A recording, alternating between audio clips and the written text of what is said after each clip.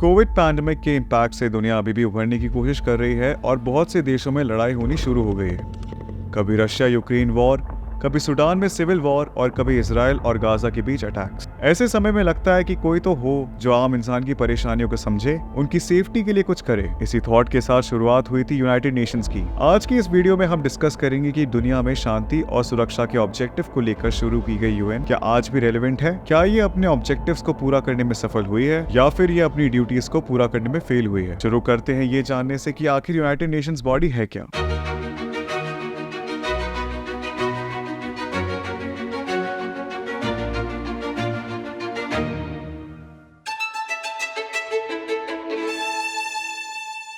United Nations, जिसे UN भी कहा जाता है, एक इंटरनेशनल ऑर्गेनाइजेशन है जो कि सेकेंड वर्ल्ड वॉर के बाद 1945 में बनी थी। इस ऑर्गेनाइजेशन के बनने की कहानी हम बाद में बताएंगे, पर पहले जान लेते हैं कि यूनाइटेड नेशंस आखिर है क्या, ये क्या करती है और इसके मेंबर्स कितने हैं। वर्ल्ड वॉर के दौरान हुई तबाही को देखकर पीस लविंग देशों ने एक संगठन की जरूरत महसूस की जो कि इस तरह की तबाही को रोक सके, और यही थॉट बना यूनाइटेड नेशंस की फॉर्मेशन का फाउंडेशन। यूनाइटेड नेशन का मेन ऑफिस है न्यूयॉर्क, जेनेवा, वेना और नायरोबी में। इस ऑर्गेनाइजेशन का मेन पर्पस है कंट्रीज के बीच में कॉन्फ्लिक्ट्स को प्रिवेंट करना और इंटरनेशनल कोऑपरेशन को प्रमोट करना।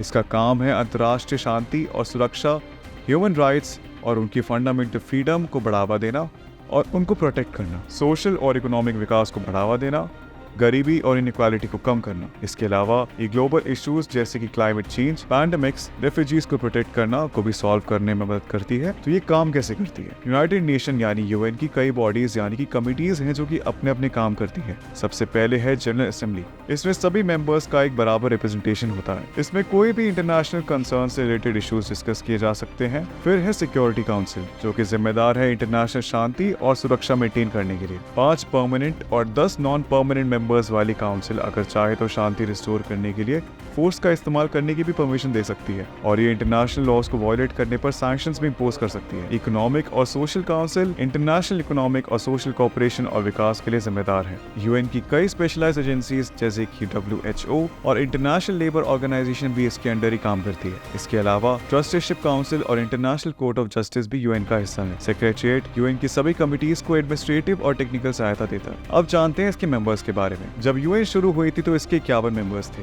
जो आज बढ़कर हो गए हैं 193। इसमें से China, France, Russia, United kingdom और यूनाइटेड स्टेट्स हैं यूएन के 5 परमानेंट मेंबर्स। बाकी सभी नॉन परमानेंट हैं। यूनाइटेड नेशन का मेंबर बनना किसी भी कंट्री के लिए जरूरी नहीं है। इसकी मर्जी है, वो मेंबरशिप के लिए अप्लाई कर सकता है। जनरल असेंबली में 2/3 मेजोरिटी से अप्रूव होने के बाद किसी भी कंट्री को इसका मेंबर बनाया जाता है। हर साल 5 नॉन परमानेंट मेंबर 2 साल की टर्म के लिए चुने जाते हैं। अब जानते हैं यूनाइटेड नेशंस आखिर बनी कैसे।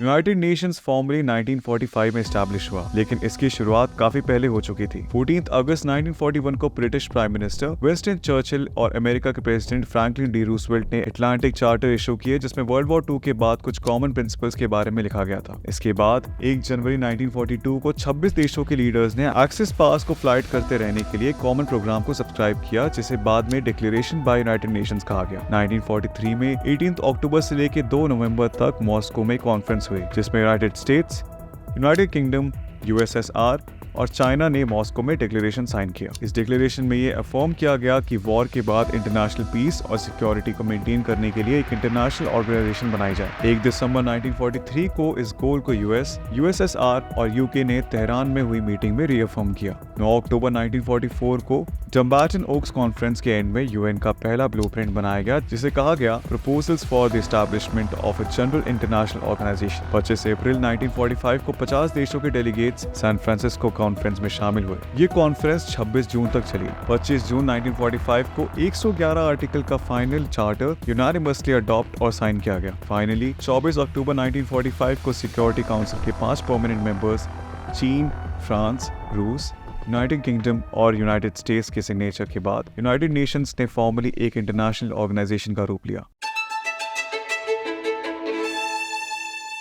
आज इतनी बड़ी और इतनी पावरफुल ऑर्गेनाइजेशन पर भी सवाल उठने लगे हैं। लोग पूछ रहे हैं कि क्या यूनाइटेड नेशन हैज फेल्ड, लेकिन ये सवाल उठ क्यों रहे हैं? क्या यूनाइटेड नेशन ने ऐसा कुछ किया जिससे लोगों के मन में सवाल उठे, या फिर during some critical situations United Nation concrete और स्ट्रॉन्ग स्टेप्स लेने में अनसक्सेसफुल रहा? ध्यान देने की बात तो ये है कि अक्सर जब लोग ये सवाल पूछते हैं तो उनके दिमाग में यूनाइटेड नेशन सिक्योरिटी काउंसिल ही होता है। In the recent times security council Ukraine, Sudan और बहुत सी ऐसी कंट्रीज के क्राइसिस के समय सही डिसीजंस करने से चूक गई। यही बात G4 नेशंस यानी कि ब्राजील, जर्मनी, इंडिया और जापान ने भी कही। उन्होंने कहा कि यूनाइटेड नेशन सिक्योरिटी काउंसिल विश्व में शांति और सुरक्षा रखने के लिए अपनी जिम्मेदारी में फेल हो गई, और इसका कारण है इसके परमानेंट मेंबर्स का वीटो पावर का यूज। रूस के यूक्रेन पर किए गए रिसेंट अटैक्स के दौरान रूस ने अपनी वीटो पावर का यूज करते हुए काउंसिल का एक ऐसा रेजोल्यूशन ब्लॉक कर दिया जिसके चलते मॉस्को को यूक्रेन से अपनी मिलिट्री फोर्सेस कंप्लीटली और अनकंडीशनली विड्रॉ करनी पड़ी। And the worst part is कि वो रेजोल्यूशन 193 में से 81 स्टेट्स ने को स्पॉन्सर किया था। यूरोपियंस भी यूनाइटेड नेशंस के रूस को कॉन्स्ट्रेन न कर पाने पर नाराजगी जाहिर कर चुके हैं। अगर हम इसराइल और गाजा का इंस्टेंस ले तो रिसेंटली रशिया ने गाजा के लिए ह्यूमैनिटेरियन सीज़फायर का ड्राफ्ट रेजोल्यूशन यूनाइटेड नेशन में प्रपोज किया, लेकिन यूनाइटेड नेशन सिक्योरिटी काउंसिल ने उसे रिजेक्ट कर दिया due to not enough number of votes. अगर आपको जानना है कि इस वॉर की शुरुआत कब हुई और ये कॉन्फ्लिक्ट क्या है, तो हमने इस पर एक वीडियो बनाई हुई है जिसका लिंक हम ऊपर दे रहे हैं। लोगों का कहना है कि पैलेस्टीन का इशू बहुत सालों से पेंडिंग है। यूनाइटेड नेशन सिक्योरिटी काउंसिल इस वायलेंस को रोकने के लिए अभी भी कोई कॉमन पोजीशन अडॉप्ट करने में नाकाम रही है, और इसके साथ ही it has failed to call for the full respect of international humanitarian law. अगर यूनाइटेड नेशन सिक्योरिटी काउंसिल पहले ही इसका कोई रेजोल्यूशन निकाल लेती या कोई अग्रीमेंट करवा लेती तो शायद दोनों देशों के हजारों लोगों को अपनी जान न गंवानी पड़ती। बहुत जगह यूनाइटेड नेशन अपनी कमिटमेंट्स को पूरा नहीं कर पाई, लेकिन कुछ ऐसे काम भी किए यूनाइटेड नेशन ने जिसके लिए वो तारीफ के हकदार हैं। इनमें से कुछ है पोस्ट कॉन्फ्लिक्ट कंट्रीज जैसे कि कोसोवो और ईस्ट टाइमोर में शांति बनाए रखना, ह्यूमन राइट्स को प्रमोट करना, बच्चों के राइट्स और डेवलपमेंट को प्रमोट करना और उनको मैनेज करने के लिए कमिटीज बनाना जैसे कि human rights council, natural disasters के समय खाना, पानी, रहने के लिए शेल्टर्स, मेडिकल फैसिलिटीज प्रोवाइड करवाना एक्सेट्रा।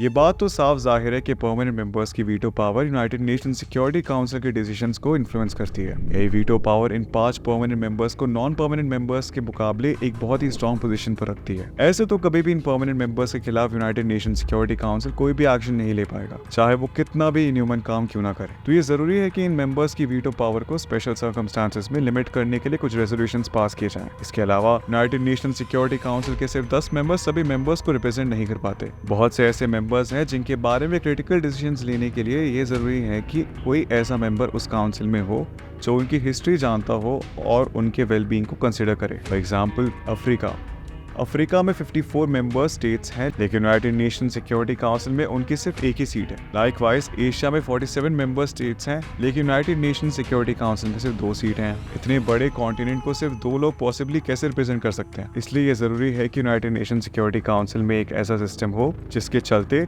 सभी मेंबर स्टेट्स के एनफ रिप्रेजेंटेटिव्स हों। In short, United Nation Security council में नॉन परमानेंट मेंबर्स की और सीट्स ऐड की जाएं, इलेक्शन सिस्टम को बदला जाए ताकि सभी मेंबर स्टेट्स को एक सीट का चांस मिले और नॉन परमानेंट मेंबर्स को भी परमानेंट मेंबर बनाया जाए, भले ही फिर वो एक स्मॉल फिक्स टर्म के लिए क्यों ना हो। आप इस बारे में क्या सोचते हैं? हमें कमेंट करके जरूर बताएं। Do like, comment, share the video and subscribe to our channel. Bell icon press करना मत भूलना to receive notifications of our upcoming videos.